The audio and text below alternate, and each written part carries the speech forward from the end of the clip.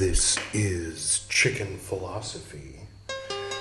Carl Jung's Black Books, Part 57, in which I'll pick up right where somebody left off last time.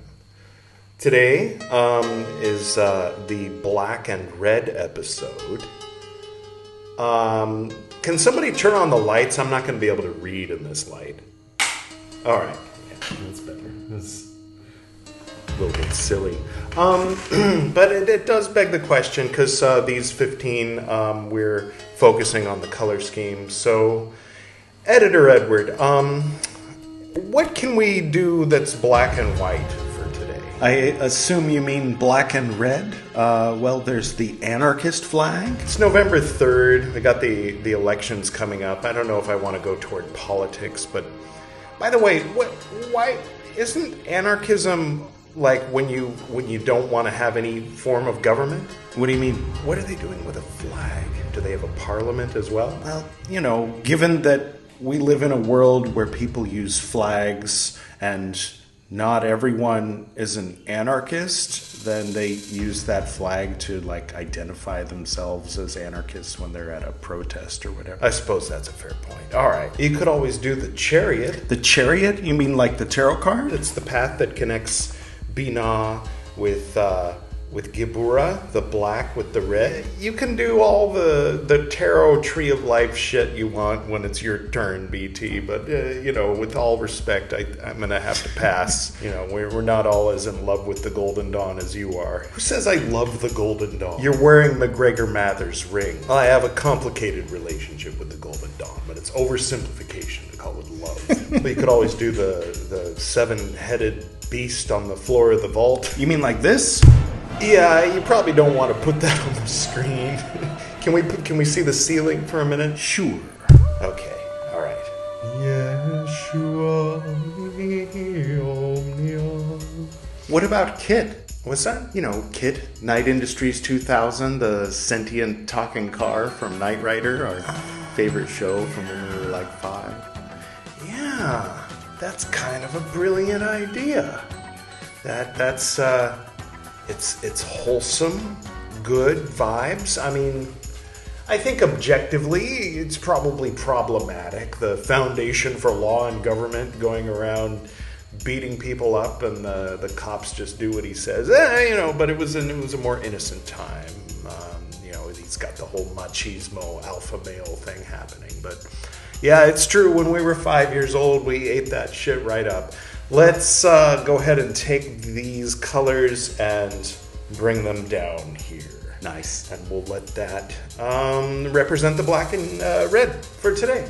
So there it is. Problem solved. We've also got this shirt. All right. So all that's left to do is light the frankincense and myrrh. Man, yesterday, I am sorry about yesterday. That part of me which I have in common with that guy called Edward that doesn't wear a hat. Yesterday was rough. It had its nice elements, but mostly it was rough. The reading was dry and uninteresting, and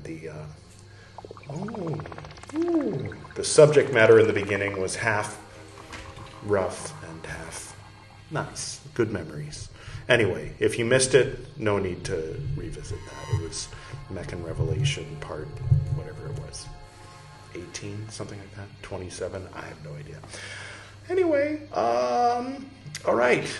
So we're good. We've got I didn't put too much thought into what cup I grabbed, so it's not on theme today.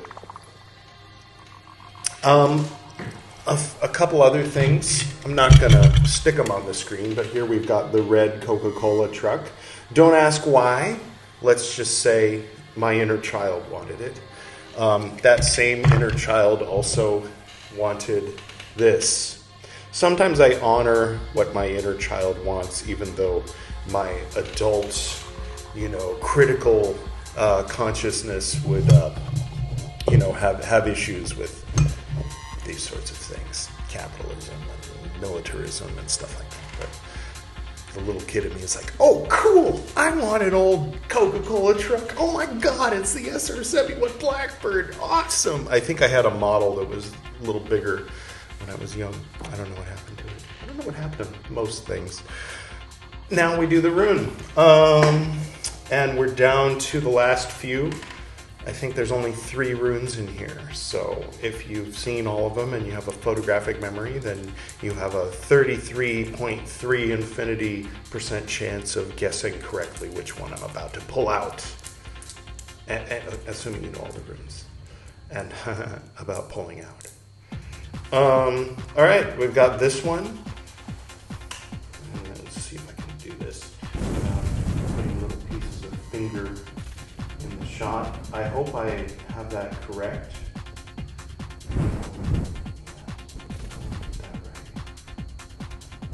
Good enough. If it's not currently moving or rotating, then I put it up correctly. And if it is, then I didn't. All right, let's find out what that bracket-looking thing is. The name of it is Perth, P-E-R-T-H, Perth. And it is called Initiation. Oh, cool. Oh, I wonder what Carl Jung's gonna get up to today. So that's a divination for what we're going to read today. Uncertain meaning, a secret matter. Am I going to have to shoot a dog today? I would never shoot a dog. No, it's wrong. Don't do that. You should never euthanize a dog just for annoying you with its barking. That is wrong and illegal. And I'm better than that. I wouldn't. Editor Edward, can you fast forward to when the dog stops barking? I am the sun rising past the hour of cloud, end of night. Thank you, Editor Edward. I do not want a repeat of yesterday. Oh my God. You know what I forgot to bring over here earlier? The book. I was so focused on having that glowing red ball that I forgot the most basic thing. Editor Edward, what are we listening to? Those of you familiar with vintage goth music may be familiar with Loretta's Doll. But what you may not know is that when they had rented the studio to record one of their albums, they used that studio time to record another album anonymously called Golden Dawn LVX. And it was a cult classic, literally. Back in the cult days, we all loved that album. And it's great. It's really good. Here's the first track. Madison, Westcott formed a temple. Dr. Woodman sighed and joined the same. Wrote to honor Sprangle at a temple.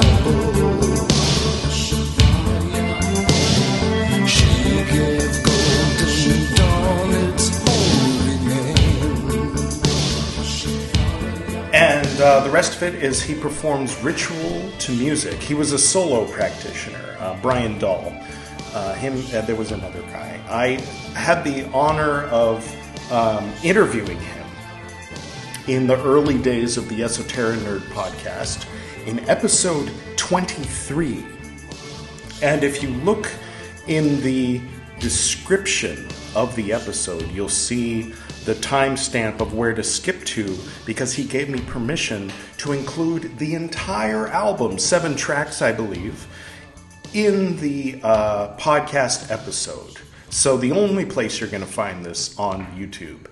And it's only got 3 views or something. So write this down. Make a note. Don't forget this. Episode 23 of the Esoteric Nerd podcast contains not all the rituals, obviously, but many of the main rituals put to music by professional musicians of note in like 1990, I think it was, that they recorded it. And so that interview, there's an interview. You can listen to me interview Brian Dahl, and you can listen to the album afterward, or you can skip to the album.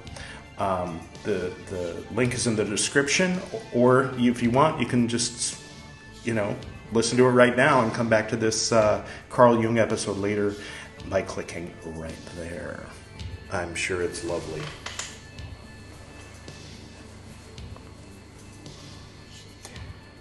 January 29th, 1914. Quote, "My soul, what can I say? What do you say?" End quote. Quote, "I let grass grow over everything that you do." End quote. That sounds comforting and seems not to say much. This little banter between Carl Jung and his soul. First of all, never mind. His soul is an external thing that he talks to. I mean, I suppose that's like when people talk, I have knowledge and conversation with my holy guardian angel, my secret soul. It's like, yeah, okay. I sometimes sit alone too. Anyway, quote, "Would you like me to say much? I can also be banal, as you know, and let myself be satisfied that way." End quote. Or banal, if you like. That seems hard to me. That's what Carl Jung said right there. "I believe that you stand in a close connection with everything beyond, with what is greatest and most uncommon. Therefore, I thought that banality would be foreign to you." Quote, "Banality is my element, a true point of tranquility." Oh. End quote. Shivers of wisdom.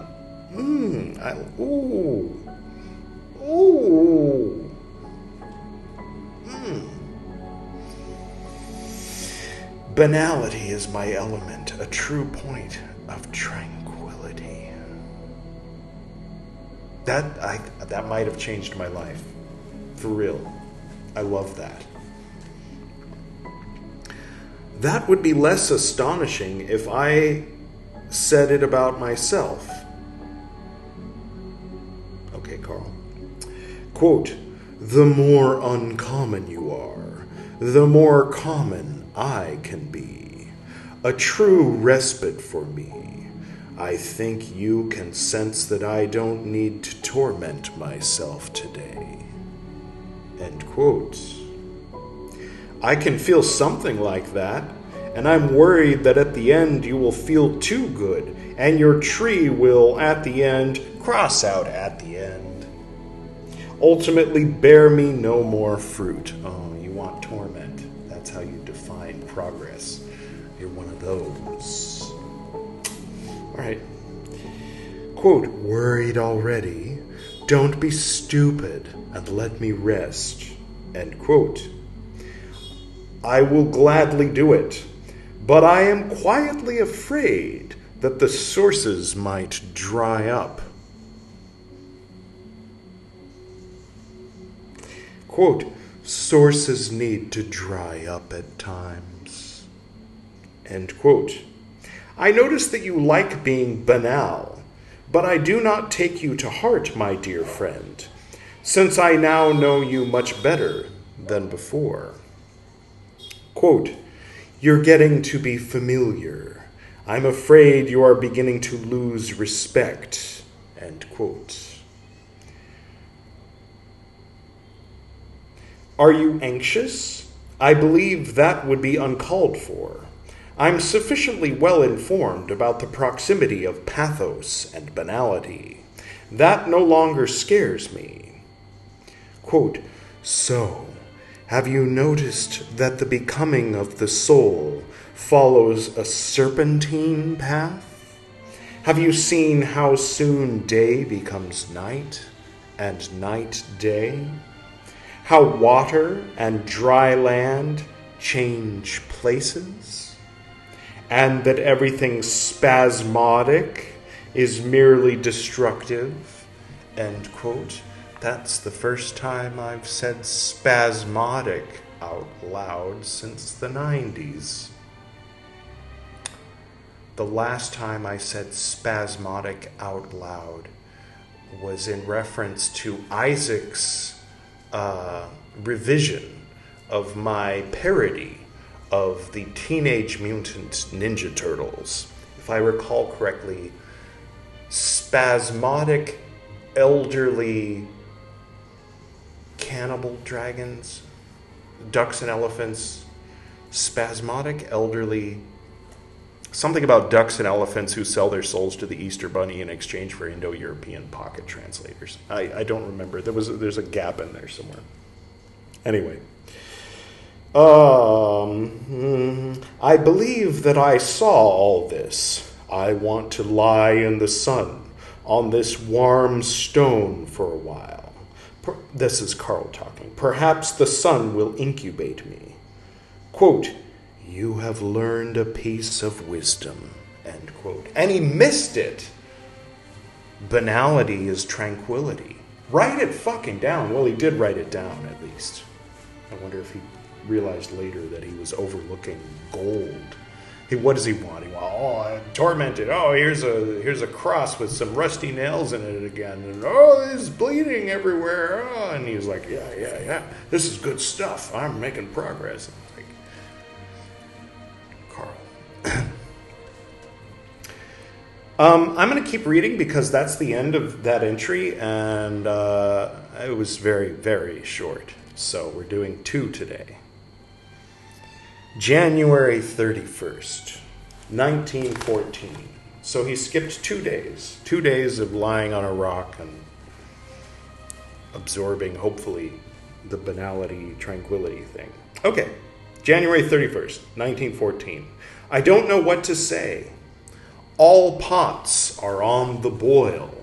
Quote, a meal is being prepared, end quote. A funeral banquet. A last supper, a, quote, communion, end quote. I suppose, quote, a union with all humanity, end quote. A horrifying, sweet thought, to be both guest and dish at this meal. Quote, that was also Christ's highest pleasure, end quote. Hitchhiker's Guide to the Galaxy. May I interest you in parts of my body? Something off my shoulder, perhaps, braised in a little white wine sauce. Thank you, Hitchhiker's Guide to the Galaxy, the mini-series. I hope that Editor Edward was able to find that clip. All right, how holy, how sinful, this is Carl talking, how everything hot and cold flows into one another. Madness and reason want to be married. The lamb and the wolf graze peacefully side by side. Every word freezes in ice and drips fire. Thus my words do not flow. It is all yes and no. The lowest and the highest become one. The opposites embrace each other, see eye to eye, and intermingle. They recognize their oneness in agonizing pleasure. This all sounds like good stuff, Carl. I don't see why you're taking a loss. Sorry. My heart is filled with wild battle, but not with the battle of being torn apart, but from the struggle of striving together. The waves of dark and bright rivers rush together, one crashing over the other. An antagonistic unity seems to be forged in me. I have never experienced this before. Quote, that is new, my dear one, at least for you. It was not alien to me. You alone have been angry with me. End quote. I suppose you are mocking me, but tears and laughter are one. I no longer feel like either. I am rigid with tension. Loving reaches up to heaven, and resisting reaches just as high. They are entwined and will not let go of each other, since the excessive tension seems to indicate the ultimate and highest possibility of feeling. Quote, you express yourself emotionally and philosophically. You know that one can say all this much more simply. For example, one can easily say that you have fallen in love.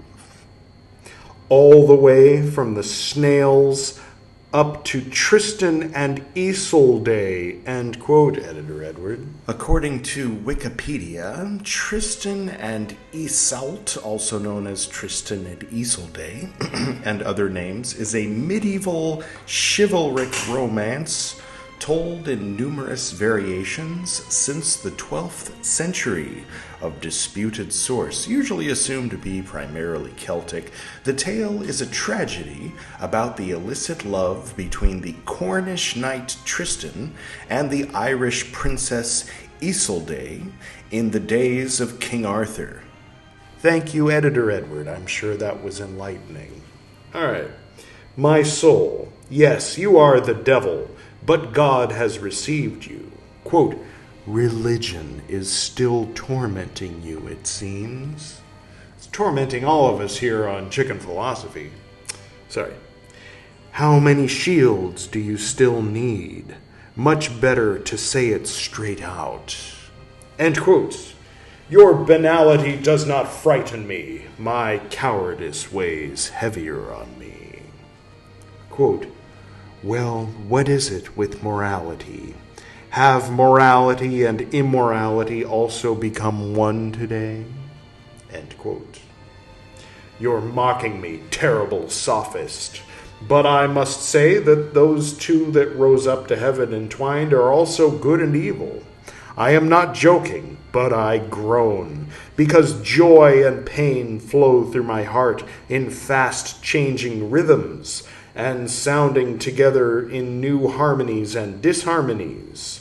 Quote, where then is your understanding? End quote. My understanding? It is ignorance, nonsense, and wisdom. I no longer have any understanding. Perhaps it will return later, but today it is only a partial phenomenon to me and entirely unsatisfactory. Quote, you deny everything that you believed. Even Faust. He walked, something crossed out, calmly past all the specters. End quote. I know, like, most people have read whatever his soul is making reference to, but I haven't. It's Nietzsche, right? Nietzsche's Zoroaster. Is that where Faust comes from? Zarathustra something? I think so. Maybe we should put that on the list somewhere. We'll get to it in 2026. Maybe. Thus spake Zarathustra. We'll put that on the list because I feel like in order to catch references to things, we should read that. By we, I mean me, but perhaps you if you're on the journey with me. Okay, I'm no longer up to this. My spirit, too, is a specter. I must not and cannot walk calmly past it. Quote, I see you following my teaching. End quote. Unfortunately, that's the case, and it has benefited me with painful joy. It's the best kind of joy. Sorry. Quote, you will not escape yourself. End quote. This misfortune ought to make me happy. Quote, you actually behave as if you were unfathomable. End quote. That's because I have studied the art of stepping from the left foot onto the right and vice versa, which others have done correctly unthinkingly from time immemorial. Quote, so you have finally noticed this? End quote. Quote, this sinuous line of life could not escape me in the long run, end quote. Is he putting quotes around what he's saying now? I'm a little confused. The next turn of the way will lead me outside to the humans, I suppose? Quote, that you will see. I shroud myself in deafening silence. End quote. I'm leaning toward I want to read another one. Normally we only read one, but those were two short ones. I think that this episode, if you look at the counter right now, I could be wrong, but I think we're at about 30 minutes, which is pretty much where I aim for. So, but I just want to keep reading because I feel like unsatisfied with what we've read so far. February 1st. We made it to February 1914. O night of aimless tensions and doubts, O unity in being directed against each other, never has life been more doubtful than today. When God did not proceed further, at least the devil progressed, and vice versa. How will it be now that God and the devil have become one? Are they in agreement to bring the progress of life to a standstill? Want to read the book of Job? Could they in agreement to what? Could it be that the oneness of opposites would also suspend the process of life? Does the conflict of opposites belong to the inescapable conditions of life? And does he who recognizes and lives or tries to live the unity of opposites stand still? He has completely taken the side of actual life, and he no longer acts as if he belonged to one party and had to battle against the other, but he is both and has brought their discord to an end. Through taking this burden from life, has he also taken the force from it? I lay these questions before you today, my soul. Quote, you hold a knife at my throat. Opposites were certainly an element of life for me. You probably will have noticed this. Your innovations deprive me of this source of energy. I can neither lure you with pathos nor annoy you with banality. I am somewhat baffled. End quotes. Quote, if you are baffled, yeah, he's putting himself in quotes now. That's going to get confusing. Quote, if you are baffled, should I have counsel? I would rather you dive down to the deeper grounds to which you have entry and ask Hades or the heavenly ones. Perhaps someone there can give counsel? No, end quote. Carl, are you even paying attention to what you're doing? Quote, you have become imperious. End quote. Editor Edward. Arrogant and domineering. Thank you, Editor Edward. I know I should have paid more attention back in school. Anyway, necessity is even more imperious than I. I must live and be able to move. Quote, you have the whole wide earth. What do you want to ask the beyond for? End quote. It isn't curiosity that drives me, but necessity. I will not yield. Quote, I obey, but reluctantly. This style is new and unaccustomed to me. End quote. I'm sorry, but there is pressing need. Tell the depths that prospects are not looking too good for us because we have cut off an important organ from life. What'd you do that for, Carl?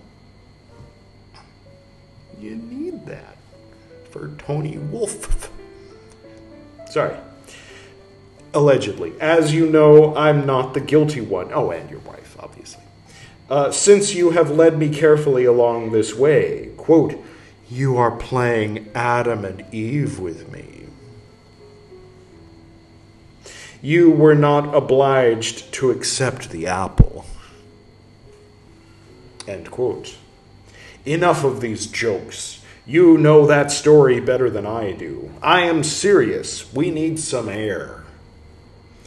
Be on your way and fetch the fire. It has already been dark around me for too long. Are you sluggish or cowardly? Quote, I'm off to work. Take from me what I bring up. End quote. See, you always get what you ask for.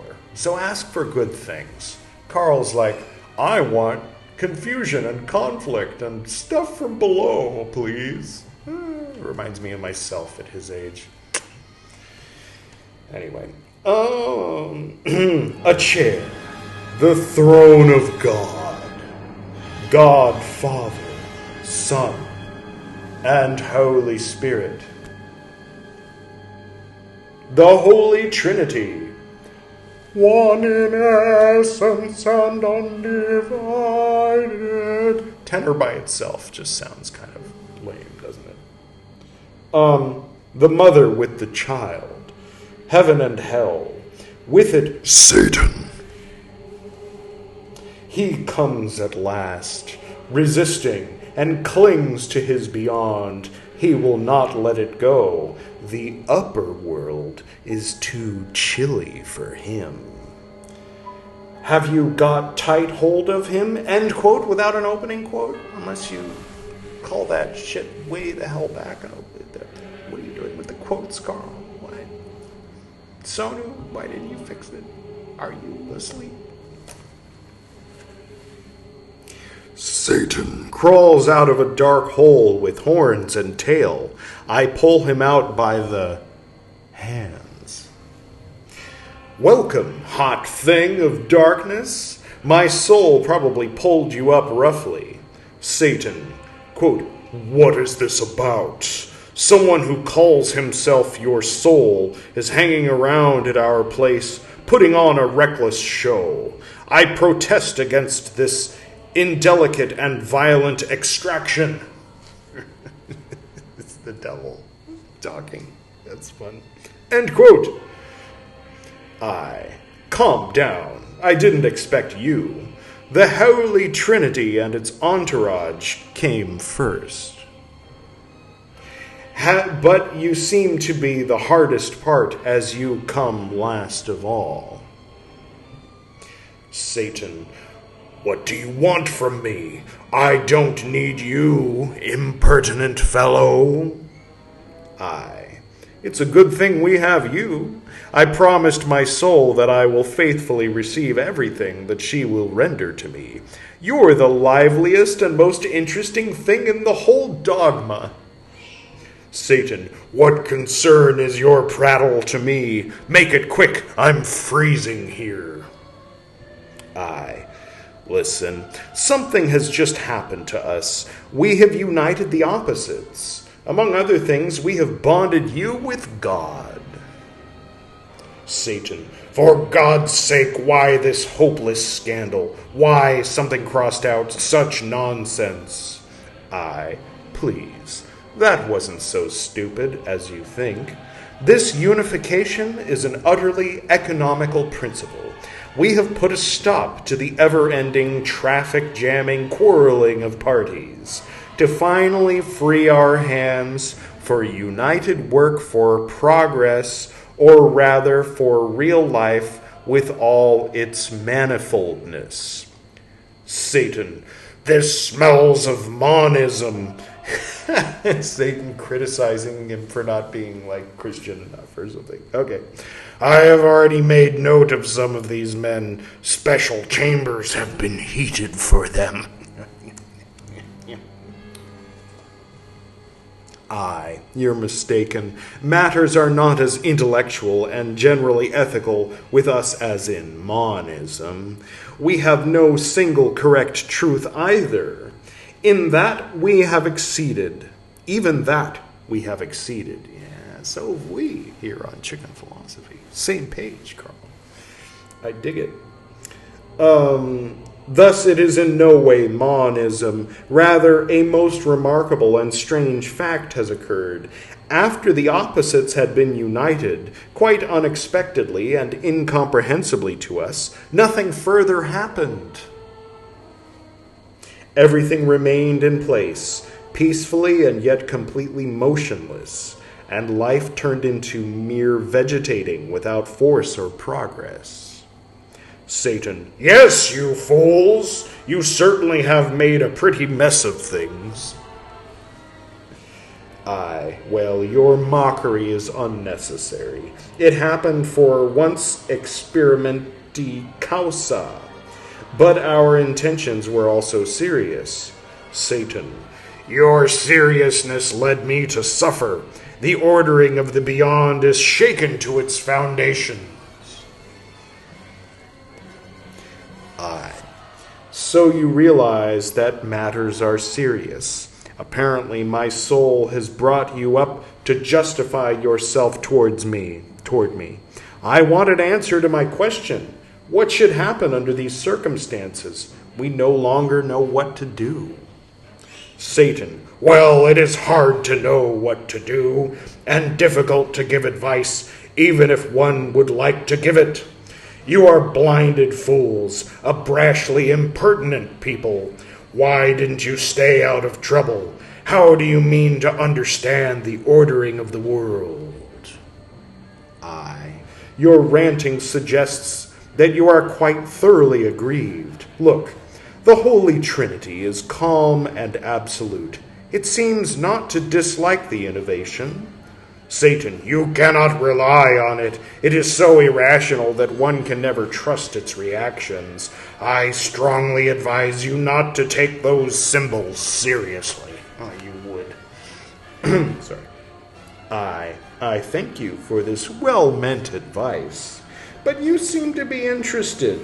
One would expect you to pass unbiased judgment on account of your proverbial intelligence. Satan: me? Unbiased? You can judge for yourself. If you consider this absoluteness in its completely lifeless equanimity, you can easily discover that the state and standstill produced by your presumptuousness closely resembles the absolute. But if I counsel you, I place myself completely on your side, since you too find this standstill unbearable. Aye. What? You take my side? That is strange. Satan: that's not so strange. The absolute was always averse to the living. I am still the real master of life. Aye, that is suspicious. Your reaction is far too personal. Satan: my reaction is far from personal. I am utterly reckless, quickly hurrying life. I am never contented, never unperturbed. I pull everything down and hastily rebuild. I am ambition, greed for fame, lust for action. I am the fizz of new thoughts and action. The absolute is, as the name says already, boring and vegetative.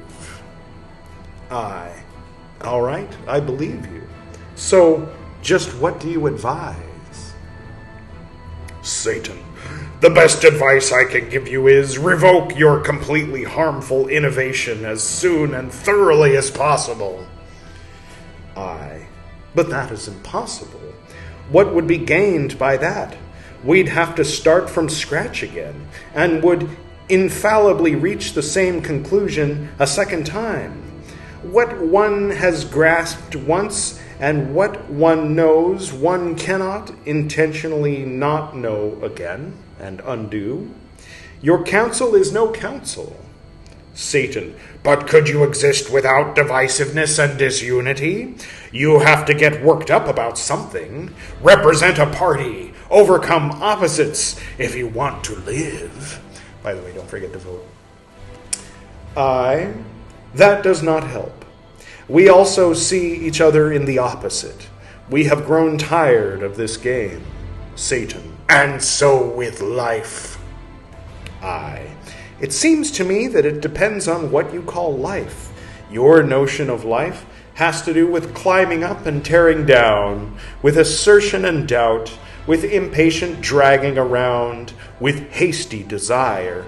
You lack the vegetative and its forbearing patience. Satan. Quite right. My life bubbles and foams and stirs up turbulent waves. It consists of seizing and throwing away, ardent wishing and restlessness. That is life, isn't it? But the Absolute also lives. Satan. That is no life. It is a standstill, or as good as a standstill, or rather it lives interminably, slowly, and wastes millions of years, just like the miserable condition that you have created with your innovations. Without knowing it, you enlighten me. You are personal life, but the apparent standstill is the forbearing life of eternity, the life of divinity. Yeah, the banal is tranquility. You missed it 2 days ago, 3 days, whenever that was. I'm glad he's finally getting it. He had to get it from the other side. It reminds me of, is it Fukan Zazengi? One of Dogen's writings, he talks about that upon even seeing an image of a person seated in lotus position, meditating, the king of demons is afraid. How much the more so when you are actually sitting in meditation. Something like that. He said it better than I did, but it's good stuff. And it's kind of just like this, actually, a little bit. Except the king of demons in that case is Mara instead of Satan. But tomato, right? Anyway, yeah, okay. This time you have counseled me well. I will let you go. Farewell. Satan crawls deftly like a mole back into his hole again. The symbol of the Trinity and its entourage rise up again in peace and imperturbable equanimity to heaven. Thank you, my soul, for hauling up the right one for me. Everyone understands his words, since they are personal. We can live again, my soul, a long life. We can waste thousands of years. Oh my God, that's so good. Oh, yes, I love it. Sorry, I got choked up there at the end. It just hit me. Let me read it again. We can live again, my soul, a long life. We can waste thousands of years. Today was good. I think this makes up for last time. And I'm glad we kept reading until we got there. And I think that Carl Jung, he went through an initiation. Perhaps so did we. Okay. That's that. That's the Black and Red episode. This is from Stranger Things. Of course, got Kit from Knight Rider. And who could forget? The Black Knight always triumphs! How about you? He certainly does, doesn't he? Except for that time, obviously. And just because she's here, Red Tara. She's also red. Right. Wonderful. Wonderful. You know what the best part is? Oh, yeah, okay, I was having thoughts. The thing I shared the thing about Dogen's quote about upon seeing the image of the person seated in a lotus position. In other words, if you've got a statue of Buddha or a statue of Shiva, whatever, meditating, I've got many statues of humans, gods, whatever you want to call them, monks, meditating. And, it's like a continuous reminder, not necessarily, it's the presence of that being. More importantly, it's the reminder. My names and images are all powers awakened and reawakened, right? Like the problem we had earlier, which incidentally ties in very nicely to what ended up coming up from the floor of the vault. It's interesting how sometimes things just fit perfectly when there's shenanigans in the beginning. It fits with the episode. Not every time, but sometimes.